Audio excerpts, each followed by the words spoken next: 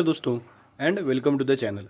दोस्तों आपको जैसे पता है कि हम पूरा सिलेबस इस बार में पढ़ने के लिए तैयार हैं और आज से हम करंट इलेक्ट्रिसिटी और उसके क्वेश्चन बैंक के जो क्वेश्चन हैं उन्हें देखने के लिए तैयार हैं। तो करंट इलेक्ट्रिसिटी एक बहुत ही आसान सा चैप्टर है। 2-3 दिन में मैं इसके सारे क्वेश्चंस आपके सामने रख दूंगा ताकि आपको समझने में आसानी हो जाए। बिल्कुल टेंशन मत लीजिए बेटा, क्योंकि आपका सिलेबस जो अब हमारा ये ऑलमोस्ट आखिरी चैप्टर और इसके बाद में मैं सेमी कंडक्टर का भी कर ही दूंगा बहुत लोगों के लिए। यानी सारे वीडियोस में हर एक चैप्टर क्या हो रहा है, कवर अप हो रहा है। और क्वेश्चन बैंक से तो almost all the questions are getting taken और इन सब में हम डिस्कस कर रहे हैं आज करंट इलेक्ट्रिसिटी। बिल्कुल मैं कभी टाइम पास करता ही नहीं हूँ। तो आगे बढ़ते हैं और सबके लिए आज करंट इलेक्ट्रिसिटी का वीडियो आप खुद भेज दीजिए कि करंट इलेक्ट्रिसिटी पढ़ लेंगे। तो बेटा करंट इलेक्ट्रिसिटी में सबसे इंपॉर्टेंट और सबसे फर्स्ट बात आती है जो हम पढ़ते हैं, जिसे कहा जाता है Kirchhoff's laws of electrical network. अब कोई किरचॉफ्स बोलता है, कोई क्रिचॉफ्स बोलता है, दैट डिपेंड्स ऑन अलग अलग टीचर्स का अलग अलग प्रोनाउंसिएशन है। समझ लीजिए मैं क्रिचॉफ्स बोलता हूँ तो क्रिचॉफ्स फर्स्ट लॉ होता है दोस्तों। Kirchhoff's first law it is considered to be current law. अब फर्स्ट लॉ और सेकंड लॉ में हमें क्या देखना है, ये इंपॉर्टेंट है। फर्स्ट लॉ का एक्सप्लेनेशन और सेकंड लॉ का एक्सप्लेनेशन हमारे लिए इम्पोर्टेंट इसलिए है क्योंकि इस साल अगर एग्ज़ाम में आना है कुछ तो 101% एग्ज़ाम में किरचॉफ्स लॉज ही आएंगे। 101% बेटा। इसका क्यों? क्योंकि ये ऑब्वियस क्वेश्चंस हैं। क्वेश्चन बैंक में भी इन पे बहुत सारा फोकस दिया गया है। 2 मार्क में भी है, 3 मार्क में भी है और हमें पढ़ने के लिए भी एक ऐसा है, इंपॉर्टेंट है। तो सबसे पहले किरचॉफ्स फर्स्ट लॉ हम स्टेटमेंट देख लेते हैं। स्टेटमेंट लिखेंगे सबसे पहले। देखिए क्या स्टेटमेंट दिया जाता है। स्टेटमेंट हमारे पास है, the algebraic sum of all the currents meeting at any junction in the circuit is always zero. इसका मतलब क्या है, समझ लीजिए हमने ये जंक्शन यहाँ पे क्या कर लिया, निकाल लिया है। अब यहाँ पे हम क्या करेंगे, जंक्शन यानी ऐसा पॉइंट जहाँ पे करंट स्प्लिट होता है या करंट को ब्रांच लगती है या करंट ब्रेक होता है। यानी समझ लीजिए ये एक, समझ यहाँ पे निकालने से अच्छा मैं यहीं पे निकाल लेता हूँ कि एक यहाँ से एक करंट का सोर्स आ रहा है, यहाँ पे आ रहा है, ऐसे आ रहा है, ऐसे आ रहा है, ऐसे आ रहा है। तो इन सब का करंट यहाँ से क्या हो रहा है बेटा, स्प्लिट हो रहा है या ब्रेक हो रहा है या यहाँ पे मीट हो रहा है ये सब। तो हम यहाँ ये कहेंगे कि ये जो पॉइंट P है, जो जंक्शन कहा गया है, उस जंक्शन पे हम ऐसा कहते हैं कि the algebraic sum of all the currents at that particular junction it is considered to be zero. अब इसके अगर डायग्राम अच्छे से निकालेंगे तो क्या हो जाएगा, हम इसे अच्छा डायग्राम में एक स्वरूप दे देते हैं।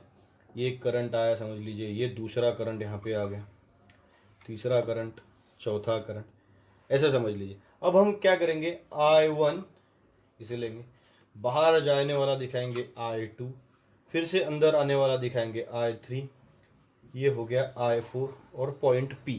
अब कहा गया है कि एट पॉइंट P क्या हो गया बेटा, P तो जंक्शन हो गया ना, P हमारे लिए क्या हो गया, जंक्शन हो गया। तो क्या कहा, algebraic sum of all the algebraic sum of all the current, that is summation of I can be considered to be zero। अब यहाँ पे हमें 2-3 चीजें समझनी है कि इसके साइन कन्वेंशंस क्या है। साइन कन्वेंशंस का मतलब क्या होता है कि कौन सा करंट पॉजिटिव है, कौन सा करंट नेगेटिव है, ये हमें अच्छे से समझ के लेना पड़ेगा। कौन सा करंट पॉजिटिव आएगा, कौन सा करंट नेगेटिव आएगा। अब कौन सा करंट पॉजिटिव है, तो एक बात सीधी सीधी है, एक आसान बात इसमें है कि current towards junction, current which is towards the junction क्या कंसीडर करेंगे, पॉजिटिव। जो जंक्शन की तरफ जा रहा है वो positive, and current leaving the junction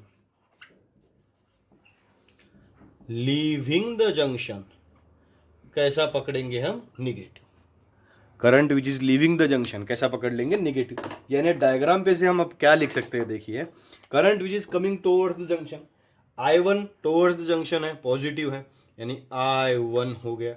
I2 negative है, बाहर जा रहा है, -I2 plus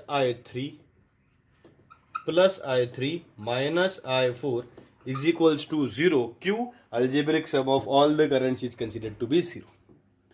Algebraic sum of all the currents it is considered to be 0.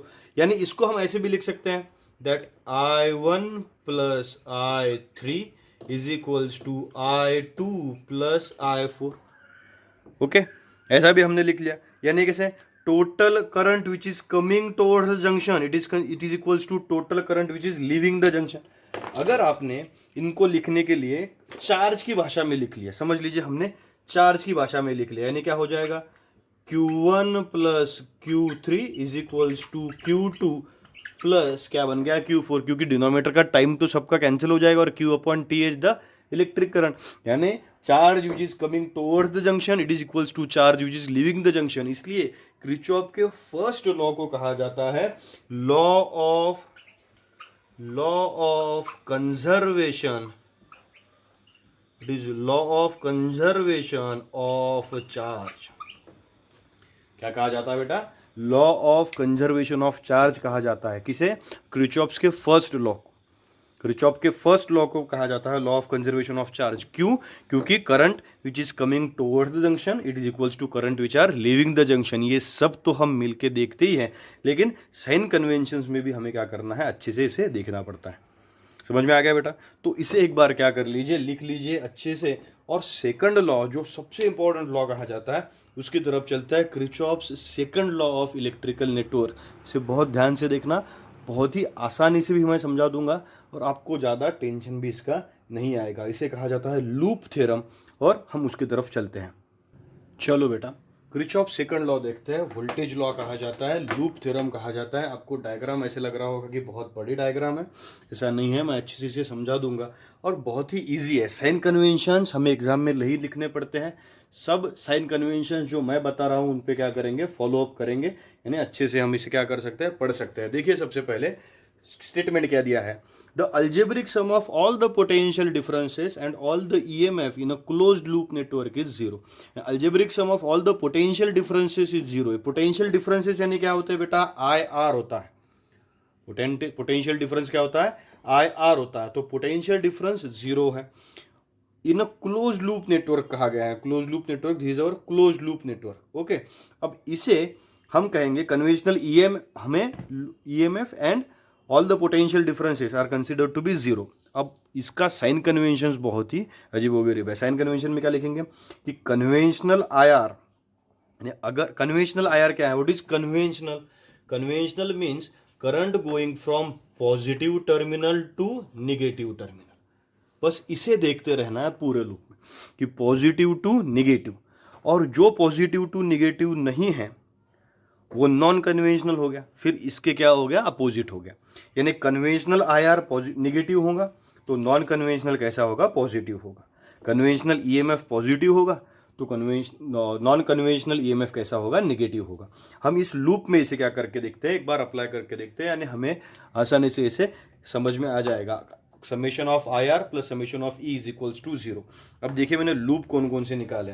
अब ये E1 बैटरी है, इसका एक लूप है, यहाँ से करंट जाएगा, हम इसे नाम देंगे I1 और इस रेजिस्टेंस का नाम दे दिया मैंने R1. ओके, पूरा स्ट्रक्चर में E2 में से हमने करंट दौड़ाया, इसे कहेंगे हम I2, और इस रेजिस्टेंस को भी मैं नाम दे दूंगा R2.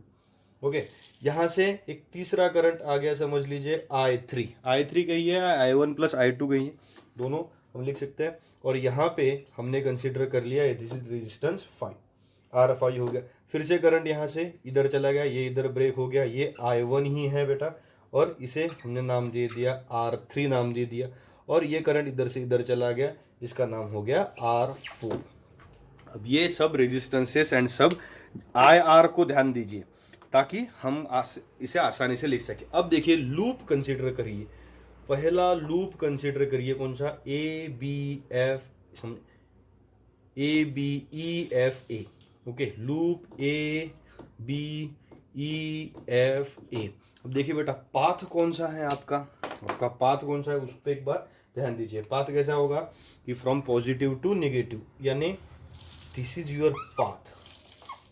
ओके, ये हो गया आपका पाथ. आपको इस पाथ में समझ लेना है कि इस पाथ का क्या करना है। जो ये पाथ कन्वेंशनल है, इस कन्वेंशनल पाथ में IR नेगेटिव है, EMF पॉजिटिव है, बाकी इसका उल्टा।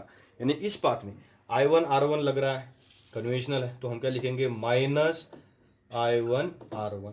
यहाँ पे चला गया माइनस I1R1, ये भी का पाथ वाइज ही है, कन्वेंशनल ही है, यानी I3R5 माइनस I3R5।